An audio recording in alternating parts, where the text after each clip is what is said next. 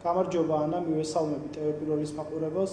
ჩვენ ახლა ვადევნებთ თვალს იმის პარალელურად, როგორ იზოლაციაში ექცევა ოცნების ხელისუფლება საკუთარივე გადაწყვეტილებით, როგორ ცდილობს ააშენოს რაღაცა ავტოკრატიული სახელმწიფო, თან ამას იმდენად უსუსური მეთოდებით აკეთებს და იმდენად უსუსური მცდელობებით ცდილობს აი 21 საუკუნეში ციფრულ სამყაროში მაგალითად თავისუფალ სიტყვაზე და აზრზე რაღაცა ზეგავლენა მოახდინოს და ჩაკეტოს. ხო, წარმოუდგენელი ხა მე-20 საუკუნის დასაწყისში ადამიანები პროკლამაციებითაც კი ცდილობდნენ და გამოსდიოდათ თავისუფალი სიტყვის და აზრის გავრცელება და ეხა წარმოუდგენელია მიუხედავად იმისა, რომ მედიის შემზღუდავი ეს კანონმდებლობა შემოაქვს, მიუხედავად იმისა, როგორც მაგალითად 1930-იან წლებში საბჭოთა კავშირის რეპრესიების დროს აი მართლ ნაღებ საზოგადოებას ამ ქვეყნის ელიტას, რომელსაც უნდა აეყვავებინა ეს ქვეყანა, ეძახდნენ მოღალატეებს.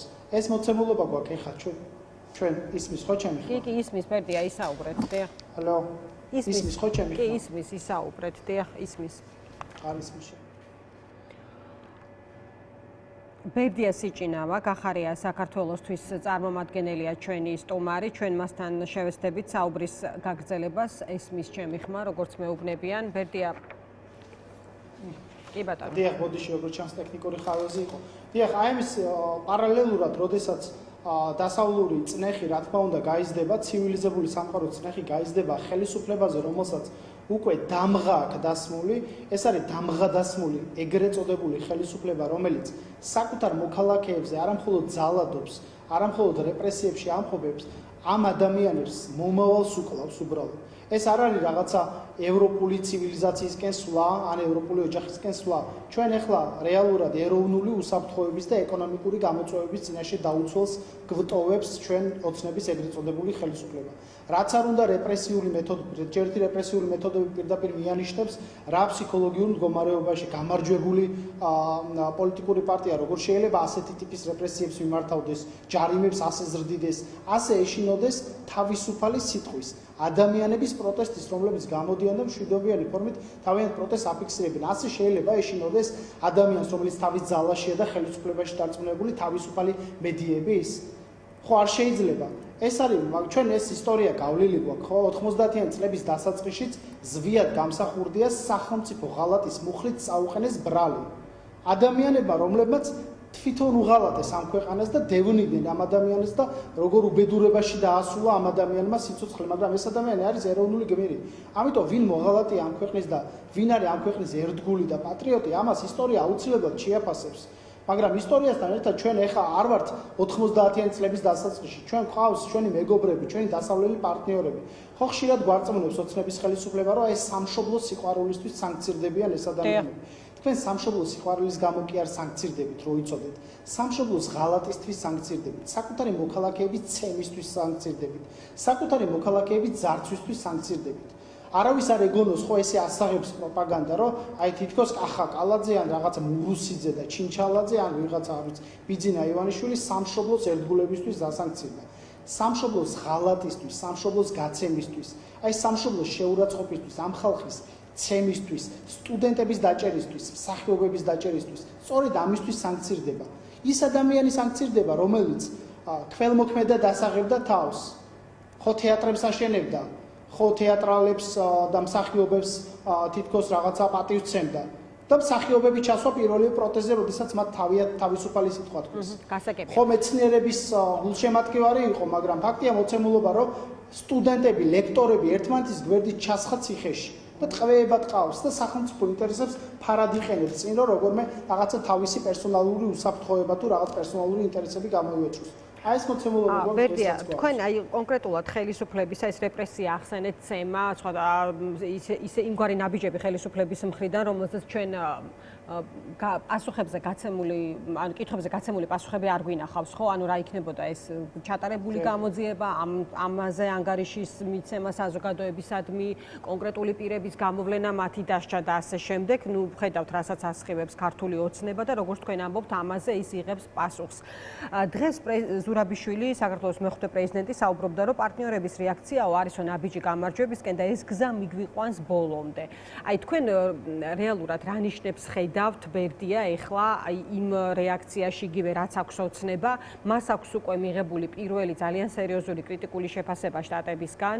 ნახეთ რაც არის ეს განცხადება, სადაც მეორედ არის ნათქვამი, რომ სერიოზული განწყობა უნდა აჩვენოს ქართულმა ოცნებამ, თუ უნდა ქართულ-ამერიკული ურთიერთობების გაუმჯობესება, მაგრამ პარალელურად ის არ კარგავს დროს, ხო? მიმართავს რეპრესიებს, იღებს ახალ კანონს, ცდილობს როგორც ითქვა ველის მოსუფთავებას და აი ამ პერიოდში რას შეიძლება ველოდოთ ჩვენ საზოგადოება. აი თქვენ როგორ ფიქრობთ, ის არის ეხა ისეთ ფორმაში, რომ დანიშნოს არჩევნები, ან აი რაიმე დასკვნის გაკეთების საშუალებას თუ იძლევა, რომ ოცნება ეხლა მოძრაობს ამ მიმართულებით, რომ შესაძლოა მან გამოაცხადოს არჩევნების თარიღი. ან გაუშვას სისტემის ტყვეები. ხო, ამის თქმა, რა თქმა უნდა, ანა წინასწარ რთულია, თუმცა რამდენიმე ვერსია, ვარიანტი, ესე რომ ვთქვათ, რა თქმა უნდა, მათ დამუშავებული ექნებათ. ეს რეპრესიები კიდევ ერთხელ გეუბნებით, რომ მიანიშნებს სისუსტეზე. ეხლა არის გამძლეობის ეტაპი, ხო? შეიძლება ნიჰილიზმიც არსებობდეს, მათ შორის საპროტესტო საზოგადოებაში, შეიძლება არსებობდეს იმედგაცრუება გარკვეულ საკითხებთან დაკავშირებით, ან მოლოდინები რამდენი იქნება, მაგრამ თქვენ უნდა იცოდეთ, რომ რა ხელვებიც არსებობს, მაგალითად, აქეთ მხარეს, ჩვენს მხარეს ორჯერ მეტი არსებობს იქით მხარეს. მერწმუნეთ, ეს ესეა. მიუხედავად იმისა, რომ ეს ადამიანები კამერებთან ამას ცდილობენ, რომ როგორმე რაღაცა ეს ოცნების გუნდიდან გამოსული შიდა ინფორმაცია. გასაგებია, ბერდია შეუძლებელია არ იყოს ღელვა, იმიტომ რომ ყველას თანაბრად ხო არ ეხება ეს საკითხი, ხო? ადამიანები ძალიან მძიმე სურათის წინაშე არიან, ყოველ შემთხვევაში არ ვიცი რა ასეთია თუ არა მათი მხრიდან აი ვითარების აღქმა და მესმის რომ ღელვა იყოს, მაგრამ აი იცით რას გეკითხებით, თქვენ კი ამბობთ რომ ეს სისუსტის გამოვლინება არისო, მაგრამ ამასობაში თქვა თუ მოასუფთავა ყველაფერი, გადაწყვეტა მედია სამოქალაქო სექტორს, ასე შემდეგ აკრძალა კონკრეტული პოლიტიკური ჯგუფები, აი ამ სურათზე გეკითხებით ახლა კონკრეტულად, ხო? აი აქ რა უნდა იყოს ეფექტური ნაბიჯები რეალურად და უნდა იყოს თუ არა ამ სცენარისთვისაც მზად ოპოზიციური პოლიტიკური ჯგუფები. რა თქმა უნდა, ახლა ადამიანი რომ სცენარისთვის არ იყოს მზად ნებისმიერი სცენარისთვის ბუნებრივია არ უნდა იყოს ესე იგი სწორი წარმოდგენის პოლიტიკურ პროცესებზე ზოგადად გლობალურადაც რა ხდება, რეგიონშიც რა ხდება და ქვეყანაშიც რა ხდება, ხო? ამიტომ ჩვენ მე დარწმუნებული ვარ აბსოლუტურად იმაში, რომ მიუხედავად ამ რეპრესიებისა, რა თქმა უნდა, საპროტესტო ენერგია მით უფრო გაიზრდება. ახლა როგორ შეიძლება მაგალითად 21 საუკუნეში სიტყვის და აზრის გამოხატვის თავისუფლება ჩაახშოს. ეს თეორიულადაც შეუძლებელია. ახლა წარმოგიდგენიათ, რომ აი პირობითად ამ სცენარს არ ვარაუდობ, რომ ამზომამდები და რომ მედიები დაიხურა და ალტერნატიული აზრის მიმწოდებელი შეიძლება არ იყოს ამ ქვეყანაში, ხო წარმოუდგენელია. ეს ენერგია ბუნებრივად ვერ გაქრება ვერსად. ამიტომ მე აბსოლუტურად დარწმუნებული ვარ ჩვენი წარმოუდგენელი ბევრი სხვა რამეც იყო, მაგრამ დღეს სრულიად წარმოსადგენია. ბერდია, მე კითხეთ გზაზე ბოდისკეხთე მინდა რომ მოვასწრო ამ საკითხზე პასუხის მიღება. აი გამარჯვების გზაზე რო ლაპარაკობს ზურაბიშვილი, ეს გარკვეულწილად მოლოდინსაც აჩენს, ხო? ამაში ალბათ დამეთანხმები და აი თქვენ როგორ ხედავთ კონკრეტულად ამ გზას თქო? აი სრული სურათის გათვალისწინებით რა უნდა იყოს ამ გზაზე ის სწორი ნაბიჯები, რომელიც დაახლოვებს პროცესს იმასთან, რაზეც ლაპარაკობს ზურაბიშვილი. პირველ რიგში მოთმინება, ეს უნდა ვიცოდეთ, რომ ეს არის რესურსების გამძლეობის ეტაპი, რა დროსაც ჩვენ უნდა შევძლოთ და ერთი წუთითაც არ უნდა დავკარგოთ იმედი. ეს არის მეორე, მათ შორის ჩვენი საერთაშორისო პარტნიორებთან მჭიდრო коорდინაცია და მათი დახმარება, იმიტომ რომ ეს არის ხელისუფლება, რომელიც მიუხედავად იმისა, რომ თითქოს სანქციები არ აღელვებს, მერწმუნეთ რომ აღელვებს და სანქციების მუშაობას სჭირდება დრო, ოღონდ ეს სანქციები არავინ ის როგორც საუბრის დასაწყისში აღნიშნე, ესე არ უნდა გაიგოს, რომ ეს სახელმწიფო სანქცირდება, ეს ადამიანები სანქცირდებიან ეროვნული ინტერესების ღალატისთვის, ქართველობის ღალატისთვის და ქართველების ღალატისთვის, საქართველოს მოქალაქეების ღალატისთვის და მჭიდრო коорდინაცია ჩვენ საერთაშორისო პარტნიორებთან, როგორც აღნიშნე. იმიტომ რომ ეს ბუნებრივად მოიტანს, რაც უფრო გაიზრდება ბუნებრივია წნეხი, ზამბარის ეფექტი აქვს, ხო, ამ ყველაფერს ენერგიის მუდმივობის კანონი არსებობს ფიზიკაში, როგორ შეიძლება ენერგია გაქრეს, ხო, რაღაცა შეიძლება კონვერტირდეს, მაგრამ ეხლა ნაცემი ადამიანს შეუყვარდება ბიძინა ივანიშვილი ან ოცნება, ან რეპრესირებულ ადამიანს, 20 ჯარიმა როა გამოწვეული ადამიანს, ეს ბუნებრივად ვერ გაქრება ეს მუხტი. ჩვენ სხვა ტიპის საზოგადოება ვართ. ეხლა ხშირად გვიყვარს ხოლმე რაღაცა საუბარი რაღაცა სხვა ტიპის სახელმწიფოებთან შედარება, მაგრამ ეს არ არის იმდენად მდგრადი მონოლითური რეჟიმი ივანიშვილის აშენებული, რომელიც შეძლებს ავტოკრატიული სახელმწიფოს აშენებას, მიუხედავად იმისა, რომ ცდილობები შეიძლება კონდეს, იმიტომ რომ არსებობს ბევრი ავტოკრატიული სახელმწიფო, რომელიც იდეებზე დგას. რა აქვს დღეს იდეა ოცნებას? ან რესურსებზე დგას. არც რესურსები აქვს, ბუნებრივი თუ ენერგორესურსები და არც იდეა არ აქვს. ეხლა იდეა თუ ის არის, რომ მამუკა მდინარაძემ ცოტა მეტი ფული იშოვოს და კალაძემ რაღაცა ფული იშოვოს და ვიღაცამ კონვერტით აიღოს ხელფასი, ეს არ არის იდეა, ხო? ეს ბუნებრივად მოხდება, რომ გასკადება ეს. ამიტომ მე და აბსოლუტურად დარწმუნებული ვარ იმაში, რომ რაღაცა მონოლითური ავტოკრატიული რეჟიმი ამ ქვეყანაში ვერ კარგი, კომისიაზეც მინდა რომ კითხოთ, სხვათა შორის სწორედ მე და თქვენ საუბრობდით, თუ არ ვწდები რა 1-2 კვირის წინ გახსოვს, აი კომისიაზე გითხარით, რომ ანუ თქვენც შეგეხებათ მეთქი და როგორ უნდა შეგვახონო და ამის შემდეგ მოხდა ზუსტად აი შესწავლის პერიოდის გაფართოება და შემდეგ თუ არ ვწდები თქვენ პალტრის ეთერში თქვით ესეთი რაღაც, რომ აბა გაბედონ და დაგვიბარონო. ანუ რეალურად როგორ უყურებთ ამ პროცესს და დღევანდელი ბრიფინგის თემა დღეს ლევანმა თქვა, რომ არ მიცემთ კომისიას შესაძლებლობას, რომ საზოგადოებას უთხრას ნახევარი სიმართლე და ამის შემდეგ არ ვიცი სხვებმა თუ იფიქრეს, აი ვერ მივხვდი როგორ არ მიცემდით, ვიფიქრე ხომ არ მიხوارთ ადგილზე და იქ ხომ არ დასვამდით კითხვებს, მაგრამ აი რა ფორმა გაქვთ მოძებნილი იმისთვის, რომ ნახევარი სიმართლე არ დარჩეს საზოგადოებას. განხილვის საგნად ამ კონდა ბრიფინგი. კი, გისმენთ. რეალურად ერთი რამე უნდა ვთქვა, მიუხედავად იმისა, გარდა იმისა, უпростоრით, რომ ეს კომისია არის თავიდან ბოლომდე არალეგიტიმური, თავის მანდატსაც კი ცდება კონსტიტუციით და შესაბამისი რეგლამენტით პარლამენტის და მათ შორის ამ საგამოძიებო კომისიის დებულებით, რომელიც დამტკიცებულია, კონკრეტული საკითხის შესასწავლად უნდა იყოს კომისია შექმნილი და მისი ამოწურვისთანავე უნდა კომისიის მუშაობა დასრულდეს.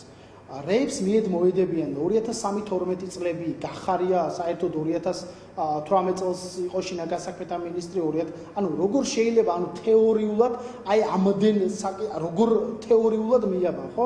თუმცა ეხა მე ვერ წარმომედგინა მართლა, აი გულწრფელად შესაძლებელია, ანუ ხო, ამათ ფანტაზიას ეხა გასახანი ძალიან დიდი აქვს, რომ ანუ ისეთი მცდელობები აქვს, მაგრამ ეს ბუნებრივად აი როგორც ორი ქიმიური ნაერთი, რომელიც რეაქციაში არ შედის, ბუნებრივად ვერ შევა რეაქციაში ერთმანეთთან.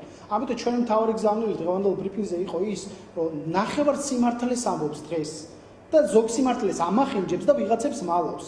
დღეს ანა მაგალითად და როგორ არ უნდა მისცეთ ბერია შესაძლებლობა კომისიას, რომ საზოგადოებას უთხრას ნახევარი სიმართლე. აი ამაზე იყო ხო აქცენტი, რომ არ მისცემთ შესაძლებლობას.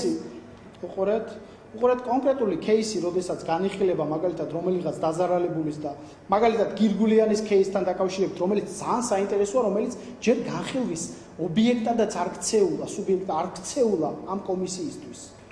იქ ეხა ისაუბრებენ მელნიკოვზე, დათაახალაიაზე და დამალავენ მურუსიძეს. ჩვენ ვამხელთ ყველა იმ მოსამართლეს დავასახელებთ, ყველა ამ წამებაში მონაწილე ადამიანს დავასახელებთ, რომელთა დამალვასაც ცდილობენ და რომელზეც დგას დღეს რეჟიმი. მაგალითად მუხროვანის ამბოხებას შეისწავლიან და ხარებას დამალავენ. ან ნაცმოძრაობის რეჟიმის შემომწირველებს შეისწავლიან და ოდიშარიას დამალავენ, სონღულაშვილს დამალავენ, ამ ადამიანებს დამალავენ. ან მაგალითად შეისწავლიან საკითხს, როგორ ჩამოართვეს ბიძინა ივანიშვილის მოქალაქეობა და დამალავენ ადამიანს, რომელიც შვეიცარიის ელჩად დანიშნა ბიძინა ივანიშვილმა ეხლა და პირდება რაღაც საქმეების მოგვარებას კრედიტ სუისთან და მის პერსონალურ მსახურად ყავს ქცეული. აი როგორ რატიონ ნათამიშვილი დამალავს თავის ნაცურ წარსულს და 5 ნომრიან მაისურს, როგორ დარბოდა ნაციონალური მოძრაობის კამპანიაში? ანუ დამალულის რა ეთყობათ ბერდი ამ ადამიანებს, პირიქით აწინაურებულები არიან და ასე შემდეგ. ყველა ყველაზე მათი პოზიციები.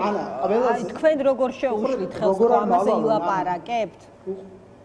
რა თქმა უნდა ვილაპარაკებთ, ყველა ასეთ кейსში დასახელდება ადამიანი, რომელიც რომელსაც ამ кейსიდან მალავს. გივი მიქანაძე ციხის ბუნტიდან ხო იმალება, მიულინებაში ვიყავიო ხო გააკეთა განცხადება. როგორ შეიძლება გივი მიქანაძე ციხის ბუნტიდან დაიმალოს, როდესაც იყო კურატორი მოადგილე და სასჯელახსნელების სისტემის შესაბამისი კურატორი მოადგილე. როგორ ამ ადამიანებმა არ უნდა გასცენ პასუხი შეკითხვებს და სხვება უნდა გასცენ ანუ სურათს მოყვებით თქვენ ისინი ყვებიან ნახევარსიმართლეს და არასახელებენ მათთან მოთანამშრომლე პირებს და თქვენ იტყვით ანუ ეს ყოფილა გზა გამიგე ეხლა დაბარებას რაც შეეხება მაშინ ლელოს ლიდერებზე თუ არ ვწდები იძახდი ბერდია ვიდრე არ გეგონათ რომ თქვენც მოყვებოდით ამ ამბავში რომ მე ჩვენო მივიდოდიო მეო და ვუპასუხებდიო გახსოვთ ეს რომ თქვით აი ეხლა დაბარებას ამაზრზე ხართ ანუ თქვენი ლიდერის თქვენი გამოძახების შემთხვევა ეს საერთო პოზიციაა თქვენი თეორიის არა უყურეთ ეს არის პოლიტიკურ სამართლებრივი საკითხი მიუხედავად იმისა რომ ზოგადი ჩარჩო ჩამოყალიბებული გვაქვს ჩვენ ამ კომისიასთან მიმართებით რომ არ ვაღიარებთ მის ლეგიტიმაციას ამას ხას უსვამ ეს არის საკითხი რომელიც ინდივიდუალურად უნდა გადაწყვიტოს ადამიანმა მე და ჩემ გუნდში ძალიან ბევრი ადამიანი პირდაპირ გეუბნებით